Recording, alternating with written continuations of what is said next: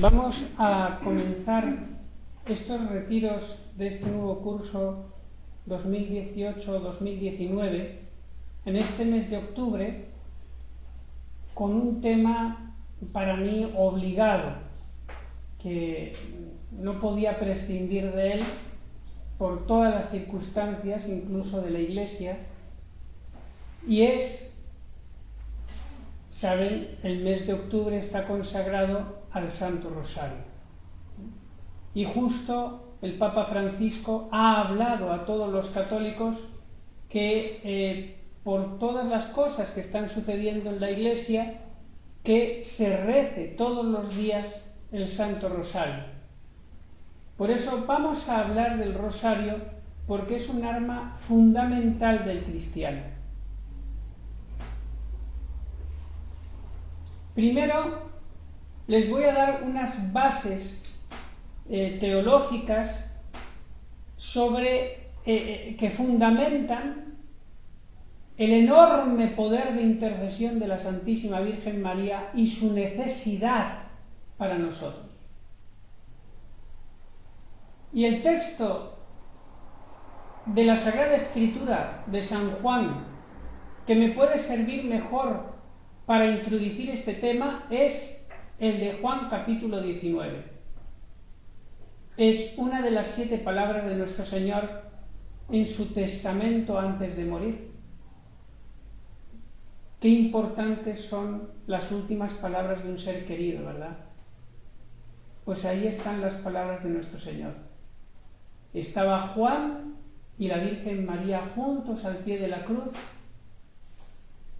y le dice Jesús a Juan: Juan, he ahí a tu madre. Y después le dice a ella: mujer, he ahí a tu hijo.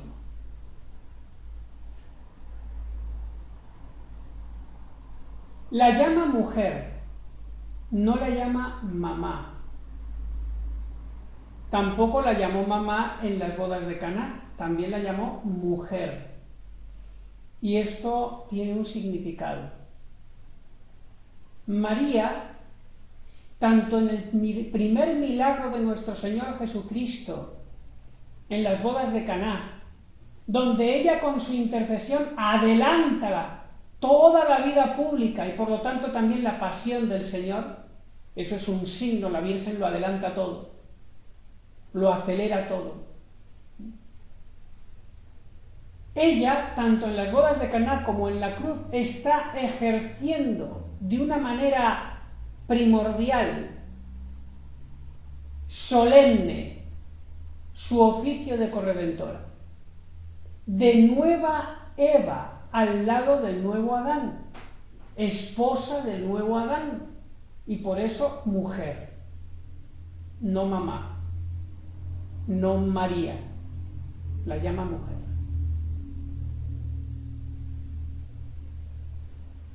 Ella, al pie de la cruz, está dando a luz con su esposo Jesucristo a toda la Iglesia.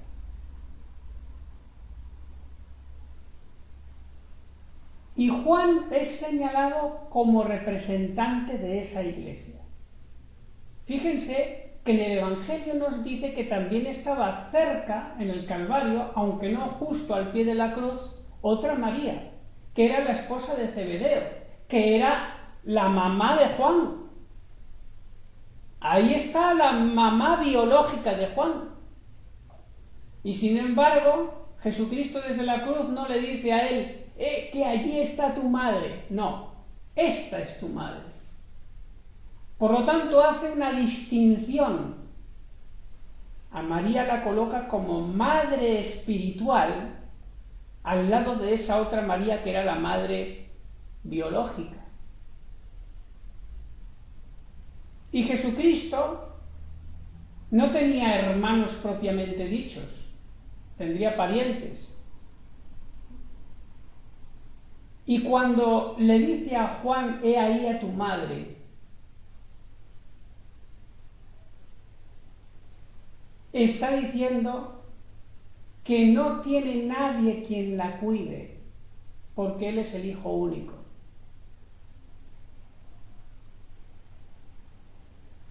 La Virgen María tiene un Hijo único, que es esa cabeza de la Iglesia que es Jesucristo, que no puede separarse de su cuerpo místico, que es la Iglesia, según San Pablo.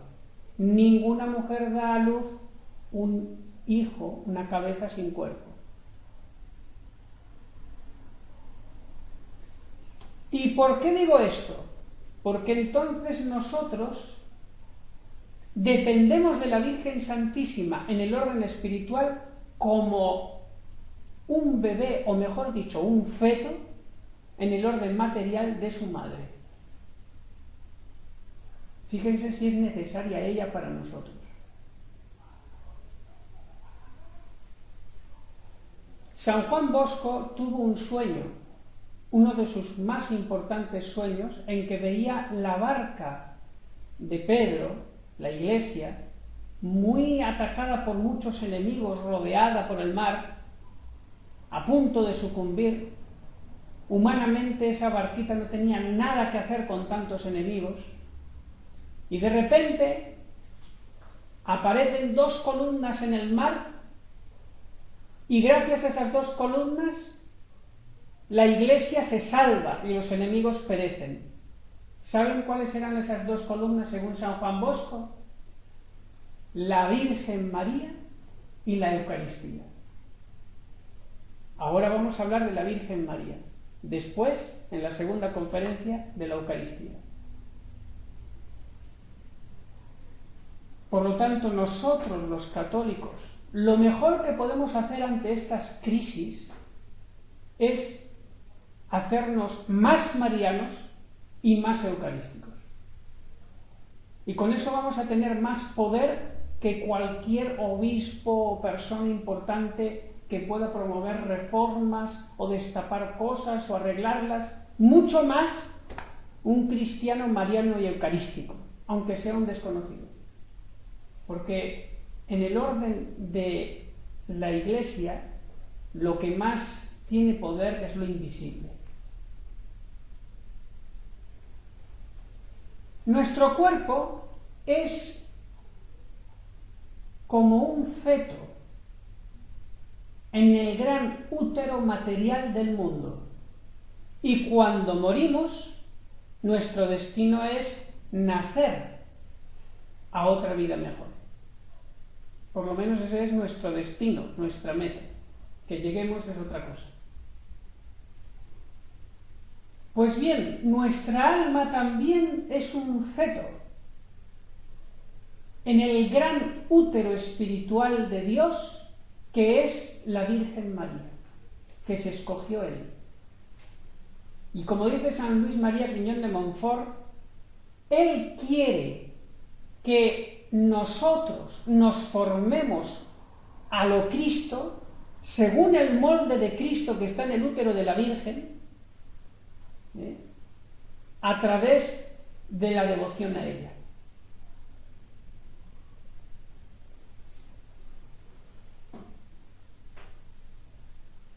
La misma dependencia del feto con su madre, el cristiano con María. Si el feto rechaza a su madre, aborta. Ustedes imagínense un feto que por un defecto de la naturaleza rechaza lo que recibe de su madre. Muere.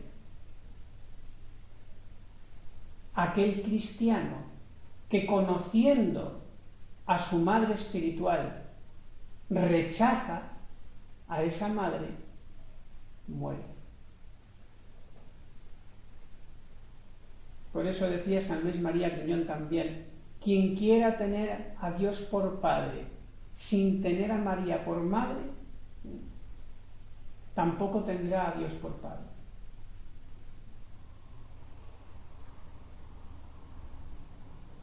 Otra cosa es que en otras religiones, como los protestantes, algunos estén de buena fe, no sean devotos de la Virgen porque nunca han escuchado el catolicismo, nunca se lo han presentado, diríamos, de una manera convincente. y ya ahí juzga Dios. No nos podemos meter. Pero aún así, esos acatólicos que están de buena fe en otras religiones tendrían más medios de salvación y por lo tanto más facilidad de salvación si estuvieran en la Iglesia Católica convertidos a disposición de todos esos medios de salvación que tenemos nosotros. Sobre todo el tener una madre y el tener el pan cotidiano espiritual que es la Eucaristía.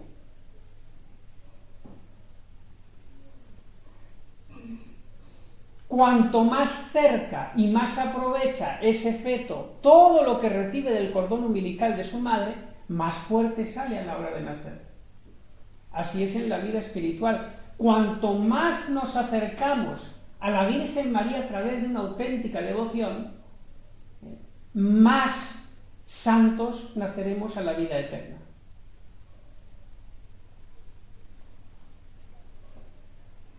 Todo depende entonces, nuestra vida espiritual, la santidad que logremos alcanzar con la gracia de Dios, de la devoción a su madre.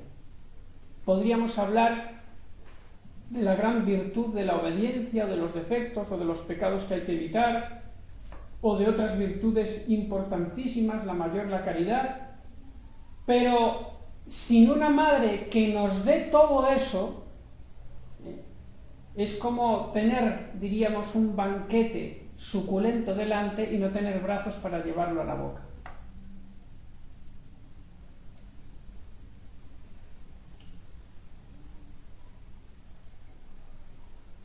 Ahora vamos a ir ya a lo concreto. En la devoción, alguno podría preguntar, bueno, padre, pero ¿qué es tener devoción? ¿Cómo podemos tener una devoción en la práctica? Que veamos que vamos creciendo y teniendo cada vez más. Que no se quede algo como ahí, diríamos, abstracto, devoción, ¿no? Claro, lo peor para acrecentar una virtud es que se quede en el abstracto. No, tenemos que hacerla concreta. Vamos a descender. La devoción se practica tanto a la Virgen como a los ángeles, a los santos, al corazón de Jesús, la que sea, con tres aspectos, que son alabar, pedir y ofrecer. Y voy a leer aquí un artículo que yo escribí hace tiempo para fundamentar que también a la Virgen Santísima se le puede alabar, pedir, incluso ofrecer, según la Sagrada Escritura. Primero, alabar. Alabamos a los santos por sus grandes virtudes. Eso mismo hizo Jesucristo cuando alabó a Natanael como un israelita de verdad, y más aún a Juan Bautista, que dijo que era más que un profeta, y a tantos otros alabando su gran fe, como al centurión. ¿Se equivocó Jesucristo? ¿Nos dio mal ejemplo por eso? ¿Va a ser malo que alabemos a la Santísima Virgen cuando el ángel Gabriel la llamó llena de gracia? Y Santa Isabel, inspirada por el Espíritu Santo, bendita tú porque has creído. O sea, si en la Sagrada Escritura vemos que se alaba a los siervos de Dios y especialmente a la Virgen, ¿por qué no la voy a poder yo alabar también? Segundo, pedir. Pedimos la intercesión de los santos. San Pablo pide que recen por él a los efesios, a los corintios y a los filipenses. Si podemos rezar unos por otros, eso es ser intercesores. ¿No lo va a poder hacer la Madre de Dios que ya está en el cielo? Los mismos ángeles nos ayudan para alcanzar la eternidad según la carta a los Hebreos 1:14. ¿No podrá hacerlo la Reina de los Ángeles? Los mismos apóstoles fueron intercesores ante otras personas para que Jesús los curara, por ejemplo la suegra de Pedro. Y eso que eran muy imperfectos. ¿La Inmaculada no podrá interceder mejor? ¿No lo querrá hacer si es nuestra Madre según San Juan capítulo 19? Y esto es así porque Dios lo quiso en el testamento de la cruz. no porque no pudiera ser de otra manera. Dios quiso libremente hacernos partícipes de su solidaridad, ayudarnos unos a otros también en el orden sobrenatural. Y esto no va contra 1 Timoteo 2:5, donde dice: uno también el mediador de Dios y los hombres, un hombre, Cristo Jesús. Aquí se agarran los protestantes. San Pablo dice que uno es el mediador, entonces ¿para qué pone más? La Virgen, los santos, los ángeles. Pues, respuesta, pues se habla de uno. San Pablo emplea la palabra uno como el mediador principal del que dependen todos los demás mediadores o intercesores, que también aparecen en la Sagrada Escritura. Pero no habla San Pablo de que sea el único mediador, no dice único, dice uno, el principal. Y tercero, ofrecer. Aquí está un poco más difícil la cosa.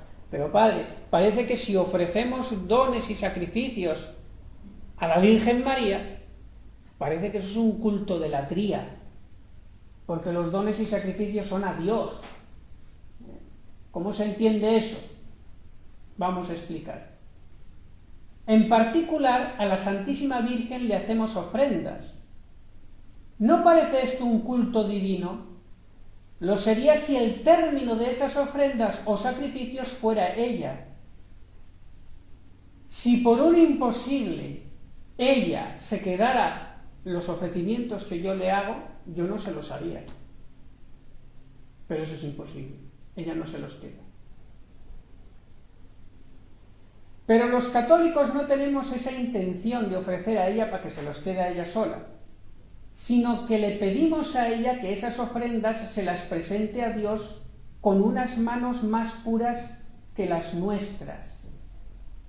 ¿No son los ángeles los que en el cielo, según el Apocalipsis, ofrecen el incienso con sus manos a Dios, que son las oraciones de las almas? Pues si los ángeles lo hacen, ¿por qué no la Madre de Dios, a través de la cual nos vino el Hijo de Dios al mundo? ¿No será justo que al ofrecer nuestras obras a Dios, en el ascenso sigan el mismo camino nuestra querida Madre, por donde bajó Él? Si buscamos en la tierra tantas veces recomendaciones humanas para que sean aceptados nuestros servicios, ¿cuánto más si nos fijamos en nuestra indignidad ante la santidad de Dios? Y así queda fundamentado que se puede tener devoción a la Virgen Santísima, a los ángeles y a los santos, según la Sagrada Escritura, mediante alabar, pedir y ofrecer. Vamos a descender todavía más, pero primero voy a leer unas frases de los santos para que vean que no solamente es la elucubración a través de la Sagrada Escritura, sino también la confirmación de los grandes siervos de Dios. Miren qué dice San Germán de Constantinopla, obispo: Madre de Dios, que eres la vida y la respiración de los cristianos, porque como nuestro cuerpo tiene por indicio cierto de vida el que respire, así lo mismo es tu santísimo nombre. ¿Cómo respira un feto?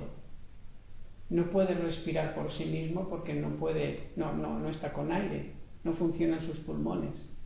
Respira a través de su madre. Su madre, al respirar, recoge el oxígeno, lo mete en la sangre y se lo lleva a través del cordón umbilical al niño, al pie de la letra en la vida espiritual. Lo que hemos dicho antes. Estamos como en su vientre. Ella nos recoge la gracia que manda Dios a todos los hombres, mediadora universal. Ese es el dogma que falta, diríamos. Ojalá que algún día llegue. Ella recoge todo ese oxígeno que es gracia, pasa por todo su ser, como la madre pasa por todo su ser el oxígeno que recoge con sus pulmones, y se lo lleva a sus hijos, que no pueden respirar directamente la gracia, no pueden, tiene que ser a través de ella. Por eso, más que bebés, somos fetos. en la dependencia total de nuestra Madre. Ya en el cielo, con la visión intuitiva personal de cada uno, podremos respirar directamente a Dios.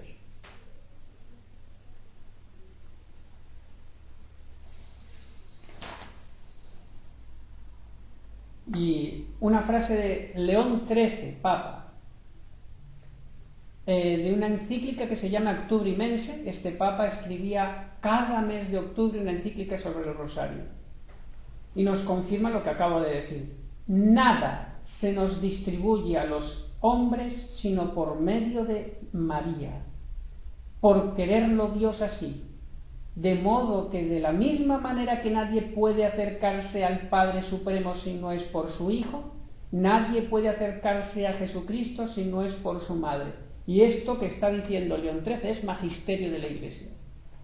No es dogma de fe, pero está diciendo ya la mediación universal. Ya lo está diciendo.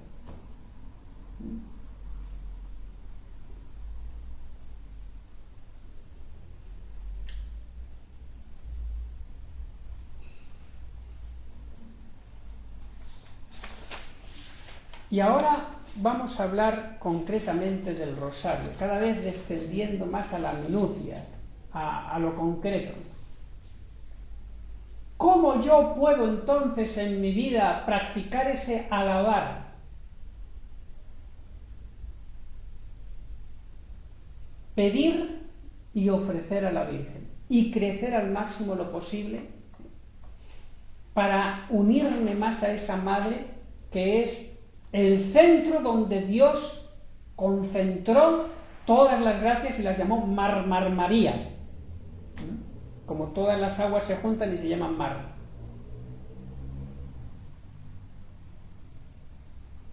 Con el Santo Rosario.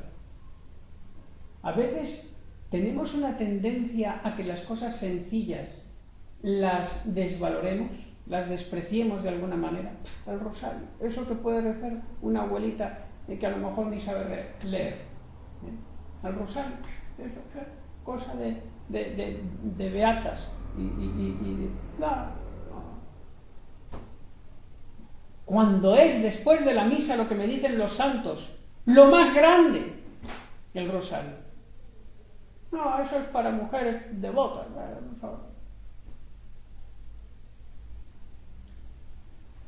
¿Qué es lo que ha recomendado la Virgen María en Fátima todos los días a los niños? Que hagan penitencia dura con sus cuerdas que se ponían. No.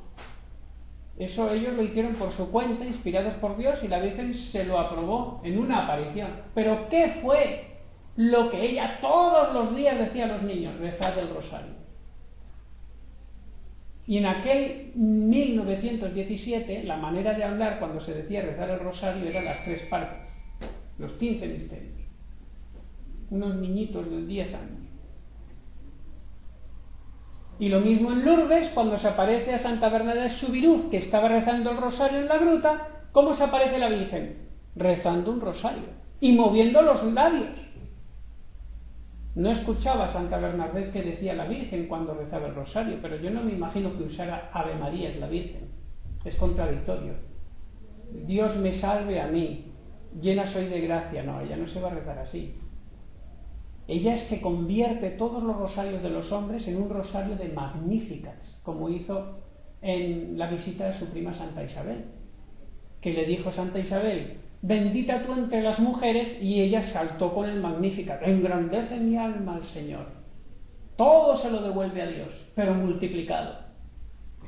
Eso es lo que hace el rosario. Y después Dios, que no se deja ganar en generosidad, bendiciones tras bendiciones, con ese altavoz que es la Virgen, que recoge un rosario medio distraído, que de eso les hablaré después, y después se convierte en una gran bendición para ustedes, para su familia, para su patria y el mundo entero. El rosario lo llamaba mi arma, el Padre Pío, que lo tenía por todas partes escondido, como el demonio le pillaba en todos sitios. Tenía debajo del colchón, en un sitio, en otro sitio, mi arma. Cuando se despertaba, ¿dónde está mi arma? El rosario. Rezaba como más de 10 rosarios diarios, el Padre Pío. Pero vamos a descender más. Miren, el alabar en el rosario lo tenemos en la primera parte del Ave María y parte de la segunda. Dios te salve María, llena eres de gracia, la mayor alabanza, santa. El Señor es contigo, bendita tú eres entre todas las mujeres, bendito el fruto de tu vientre Jesús. Santa María, Madre de... Santa María. Santa María, repetir, llena de gracia. Hasta ahí todo alabanza. Y luego llega lo que le dice Santa Isabel, pero con otras palabras. ¿Quién soy yo para que la Madre de mi Señor venga a mí? Y la llama a la Virgen María Madre de mi Señor, de Dios. Ahí está lo que dice la Iglesia, Santa María, Madre de Dios. Y lo que ya pone la Iglesia al final, que lo pone la Iglesia, es el segundo aspecto de la devoción, pedir. Ruega por nosotros pecadores, ahora y en la hora de nuestra muerte. Amén. Y cuando hablamos de pecadores, quiere decir que estamos hablando de pedir algo espiritual. Porque no dice, ruega por nosotros los hambrientos, ruega por nosotros los enfermos. Dice pecadores, que es lo que más hay que pedir. Lo otro también, pero lo principal, lo espiritual. Y fíjense que dice, ruega por nosotros pecadores, nosotros, no, ruega por mí, que soy el único que me interesa. El rosario es una preciosa maquinaria de apostolado universal. Para todos. Ruega por nosotros pecadores ahora que estoy rezando, para que lo rece bien, y en la hora de nuestra muerte, que es el momento, el instante más importante de mi vida, donde me juego la eternidad. Y si yo he rezado miles de Ave Marías, la Virgen María se va a acordar de que he dicho 1000 veces, a la hora de ese instante final, acuérdate de mí. Y no puede fallar. Pues ahí está el pedir. En ese ruega por nosotros está todo. Incluso lo material. Si me conviene para mi vida espiritual que esté sano, sano. Y si no, que siga enfermo, lo que Dios quiere. Y tercero, ofrecer. ¿Qué le podemos ofrecer a la Virgen María? Lo que más nos cuesta. ¿Y qué es lo que más nos cuesta? Díganme, ¿qué es lo que más vale de mi vida? Mi vida misma. Mi vida. Eso es lo que más cuesta. Pero mi vida, ¿dónde está? En mi tiempo. Yo tengo tanto tiempo de vida en este mundo. Unos 30, otros 50, otros 100.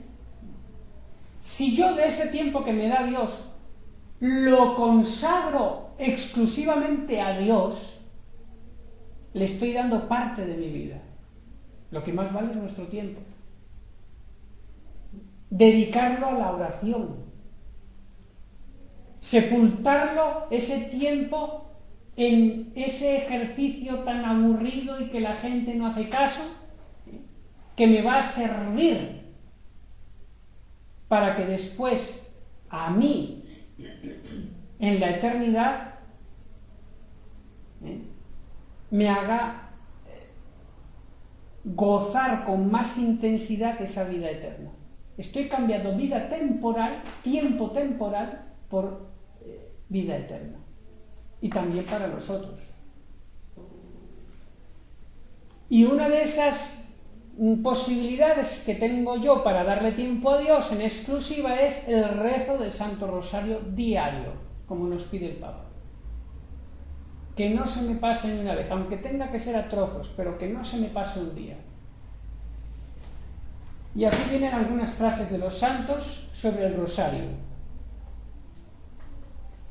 Dice San Antonio María Claret, en el rosario está cifrada la salvación de tu patria. He escogido algunas frases a propósito que dicen patria. Y ya me están adivinando por dónde voy. No voy a decir cosas concretas, pero las estamos pasando mal. Y se pueden poner las cosas mucho peor actualmente en España. Entonces, más que nunca, hay que ser en el mejor sentido de la palabra, rezar por la paz.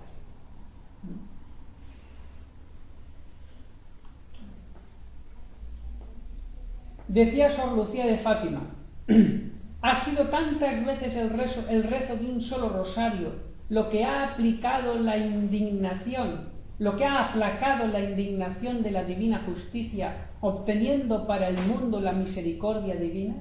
Un rosario, el que faltaba, la gota que llegó a lo que quería Dios para evitar una catástrofe.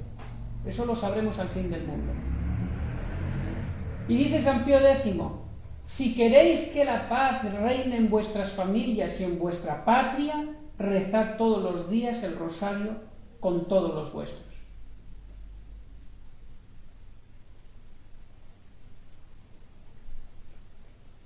¿Y cómo se reza el rosario para que agrade más a la Virgen Santísima?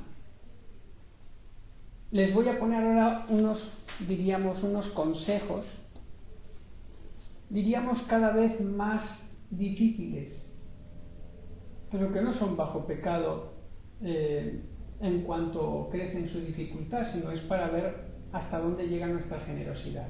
Porque muy distinto es el rosario rezado distraído, por negligencia, por pereza, y el rosario en que pongo ya esfuerzo de mi parte.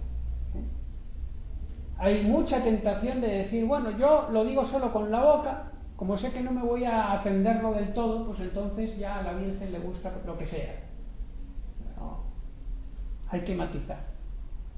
Dice la Beata Eulalia, María prefiere que se rece 5 misterios despacio y con devoción que 15 con precipitación y ningún fervor. Y se le apareció a la Virgen Santísima al beato, no sé si es santo, pero por lo menos beato, Bernardo de Hoyos, de la Compañía de Jesús. Miró a su siervo la Virgen Santísima y le declaró que eran predestinados todos cuantos rezasen el rosario a Nuestra Señora con verdadero afecto y devoción, mas no aquellos que solo lo rezan con la boca y con el corazón están muy lejos de lo que rezan y de la Reina del Cielo. Y ahora son palabras de la Virgen. Hasta ahora ninguno se ha condenado ni se condenará en adelante que haya sido verdadero devoto de mi rosario. ¿Cómo podemos luchar para que ese rosario sea cada vez más interior, no solo de boca? Aquí tengo en este papelito la receta.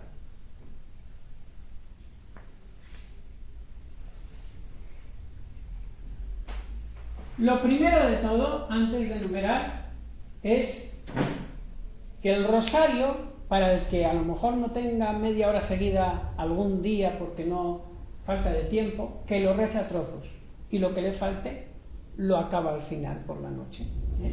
Eso que sepan, que se puede partir. Pero vamos ahora a poner, diríamos, grados de rezar bien el rosario o métodos.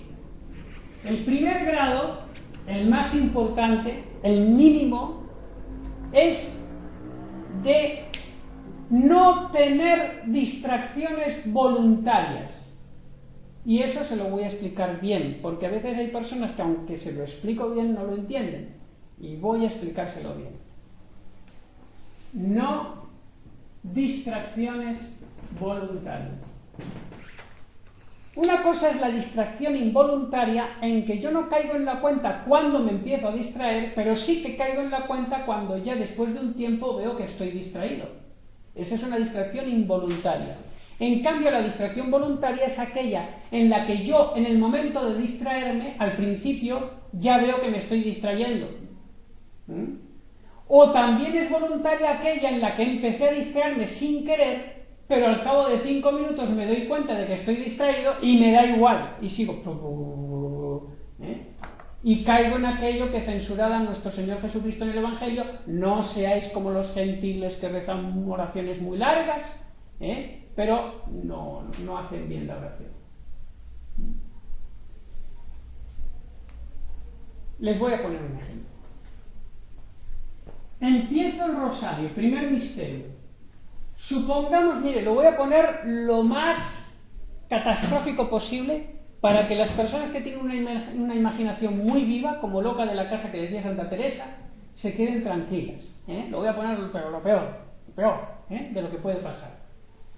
Empiezo a rezar el Santo Rosario y a la primera Ave María, a los 2 segundos, me distraigo. Involuntariamente. Y me tiro 5 minutos en babia total. Pero sin querer, no me doy cuenta. Yo al principio del rosario tuve intención de rezar el rosario. Tuve la intención, porque si no, nunca empezaría a rezarlo. Alguna vez tengo que empezar a tener la intención. Lo que pasa es que a los 3 segundos se me fue la cabeza. Y caigo en la cuenta después de 5 minutos. Estoy distraído. Entonces, ¿qué tengo que hacer? Cuando me doy cuenta de que estoy distraído, vuelvo otra vez a tener atención. Y todo esto que he estado rezando el rosario, que sea casi todo distraído, vale. Porque la Virgen no entiende. Tengo una cabecita difícil y sabe ella que me distraigo sin querer y no le ofende. Y esa oración vale y le gusta. Y si quieren se ríe de mí, pero con cariño, como una mamá ante su bebé que nada más que sabe decir pu, pu, pu, pu. Pongamos que esa atención que tengo yo al darme cuenta que estoy distraído me dura 5 segundos. Vean, lo estoy poniendo lo más catastrófico posible, para que digan, oh, ese soy yo, ese soy yo. 5 segundos y me vuelvo a distraer. Y me tiro 10 minutos, 2 misterios sin enterarme de nada. Pero sin darme cuenta de que estoy distraído. Y al cabo de 10 minutos, resulta que me doy cuenta, ¡ay, estoy distraído! Pues vuelvo otra vez a caer en la cuenta de lo que estoy rezando. Todo esto que ha sido distracción involuntaria, vale. Y así podríamos decir hasta el final del 5.º misterio. Pero padre, he estado el 99% del rosario distraído. Vale. Y esa oración vale. Porque ha sido sin querer. Hay que luchar para que a medida que va pasando el tiempo, en vez de un 99% distraído, con el entrenamiento, a lo mejor llegue a un 95, 90, 85, mejorar, ¿no? Lo que está mal, incluso es pecado venial, es que yo a propósito haga una oración vocal con distracción voluntaria. Eso es una falta de respeto al nombre de Dios. Eso es contra el 2.º mandamiento, no tomarás el nombre de Dios en vano. Esas son las distracciones voluntarias en oraciones vocales. En oración mental no es pecado, porque en la oración mental no estoy pronunciando palabras, pero en la vocal sí. Cuando son voluntarias, Dios te salve María, llena eres de gracia. Me estoy dando cuenta de que estoy pensando, por ejemplo, en fútbol. Y gol y tal, igual. Pero oye, que estás rezando el rosario, ya, pero es igual. Yo sigo pensando en el partido. Entonces, eso es una falta de respeto. Entonces, ¿ven la diferencia? Y alguno podría decir, no, entonces si es así yo no rezo ningún rosario, porque entonces si voy a distraerme con pecado, hombre, no. Te voy a poner un ejemplo. Hijo mío, mastica la comida para que no te tengas úlcera de estómago. Oh, pues si hay peligro de úlcera de estómago, entonces mejor no como. ¿Lo ven? A veces somos inteligentes para el cuerpo, pero para el alma no calculamos igual. Una vez que he explicado esto, para que se queden tranquilos los de buen corazón, que no se quieren distraer voluntariamente, vamos ahora a pasar, ya me quedan apenas 5 minutos porque hemos empezado algo tarde, me quedan 5 minutos. Vamos ahora a pasar rápido por los otros métodos que son todavía más difíciles, pero se los lanzo, para que si alguna vez ustedes quieren intentarlos, adelante, porque esto ya es perfilar y hacer del rosario una obra de arte, como le gusta a la Virgen. 2. La velocidad.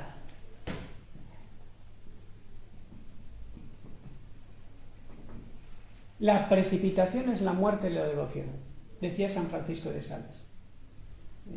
Bueno, es que yo puedo rezar el rosario en 10 minutos.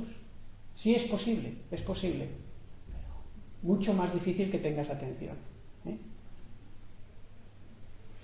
Cuando se reza el rosario en común, pues se suele tardar 25 minutos, con letanías 30. Esa es la velocidad normal, ¿no? No corramos. 3, la exclusividad.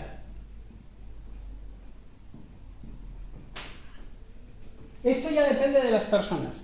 Hay personas que tienen un campo consciente amplio y otras que tienen un campo consciente muy estrecho.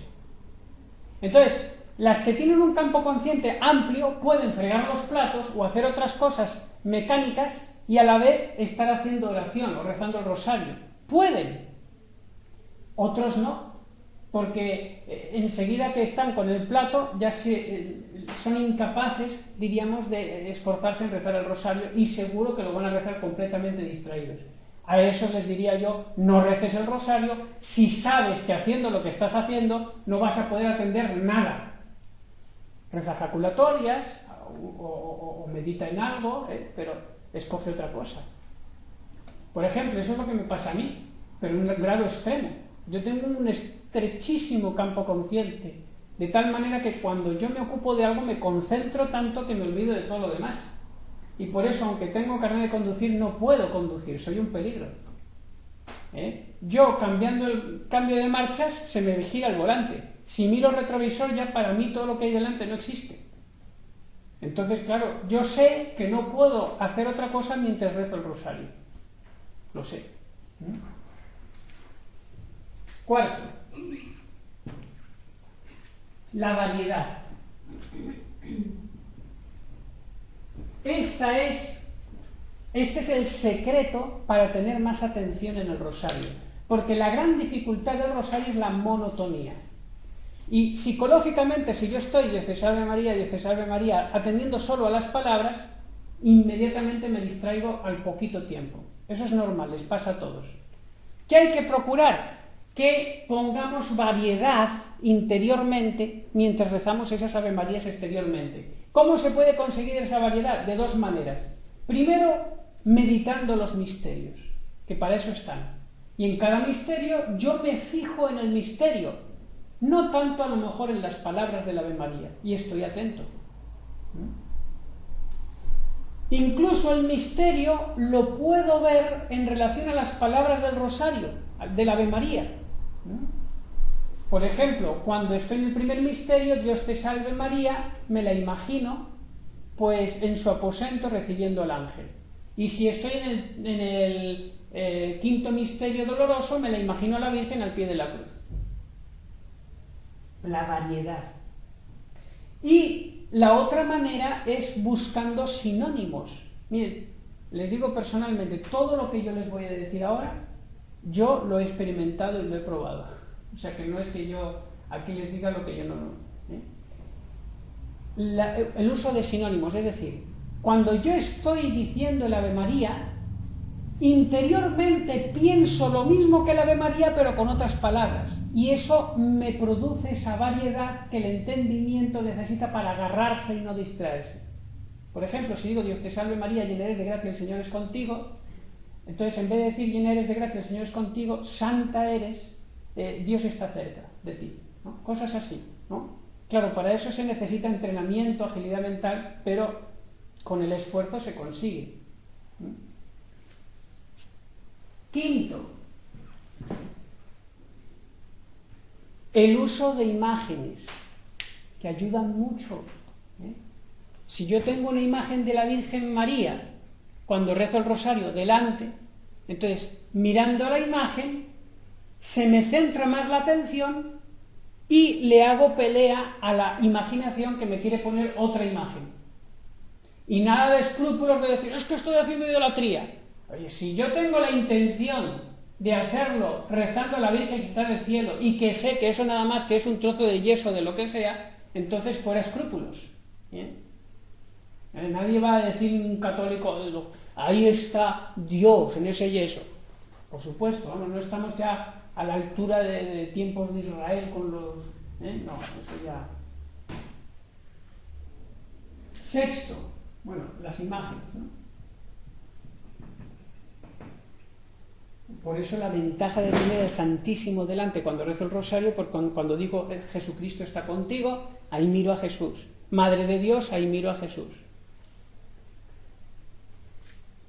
Sexto, la uniformidad. Cuando lo rezo en público, Claro, si lo rezo en público y resulta que uno reza una Ave María de una manera y otro de otra, me distraigo. Cada uno puede rezar a la Ave María como quiera. Hay algunos que dicen, Santa María, Madre de Dios y Madre nuestra, ruega por nosotros pecadores. A mí me parece muy bien. Cada uno lo reza como quiera, porque no es oración litúrgica. Si fuera oración litúrgica, ahí me tengo que ceñir a las palabras que pone la Iglesia. En la misa, en el breviario, en laudes, ahí me tengo que ceñir, porque esa estructura la ha puesto la Iglesia. El rosario no es oración litúrgica, es privada. Por lo tanto, si yo me da más devoción rezarlo de otra manera, bien. Pero si yo estoy rezándolo en grupo, entonces, para no provocar la distracción, lo rezaré como todos lo rezan. No poniendo palabritas por mi cuenta, porque entonces molesto. Eso es la caridad. Y en cuanto al ritmo, si lo estoy rezando en grupo, ¿cuántas veces pasa que uno va muy rápido y el otro más despacio? Y cuando uno está en la penúltima frase, el otro ya ha terminado. Es un lío, molesta, a veces hasta da un poquito de rabia, ¿no? Entonces, no, uniformidad. Y para que haya uniformidad, lo que hay que hacer es ser humilde y seguir el ritmo del que lleva el rosario. Y séptimo, y este es el último ya, a mí me gusta el número 7, bueno, esto ya es bastante más complicado, pero rápido se lo explico y terminamos. Esto para quien pueda, ¿no? Porque ya es difícil. Yo lo llamo el examen particular, inmediato, contractual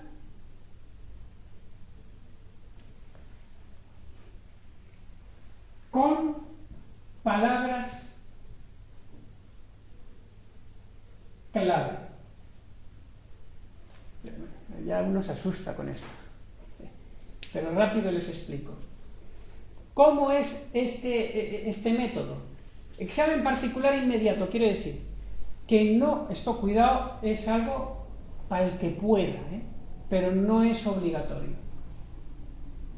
No paso a la segunda Ave María si la primera no la he rezado bien, aunque me tire con el rosario una hora. Eso hay personas que lo hacen, y con otras cosas, otras devociones también. Es difícil,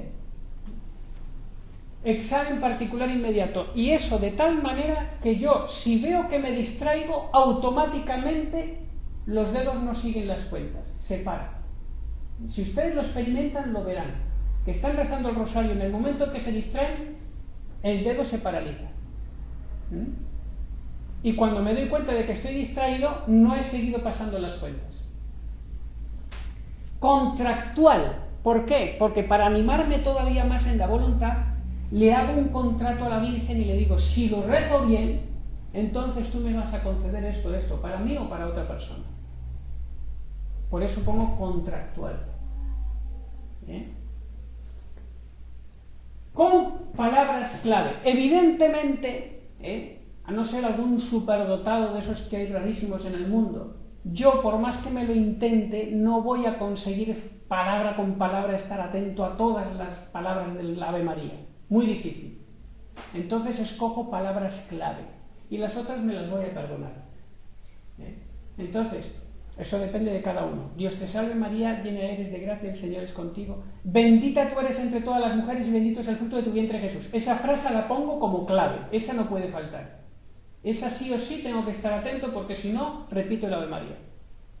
Y así con la segunda parte. Pongo palabras clave a las que me agarro. Estas sí. Las otras me las perdono si me distraigo sin querer, pero estas sí, estas no pueden pasar. Este es el séptimo método. Bueno, algún día pruébenlo. A lo mejor se sorprenden a sí mismos, caramba, pues yo puedo. Y eso es ofrecer rosarios ya diamantes. Que la Virgen María, por el esfuerzo que uno pone, se convierte no solamente en oración, sino en sacrificio. Y valen mucho más. Bueno, disculpen que me he pasado 5 minutos, pero creo que valía la pena llegarles a explicar todo esto. Ahora tenemos 35 minutos de oración hasta las 12 y después voy a procurar acortar un poquito la segunda conferencia para que siempre tengan más de oración que de palabras mías, que ahí está el que realmente convierte.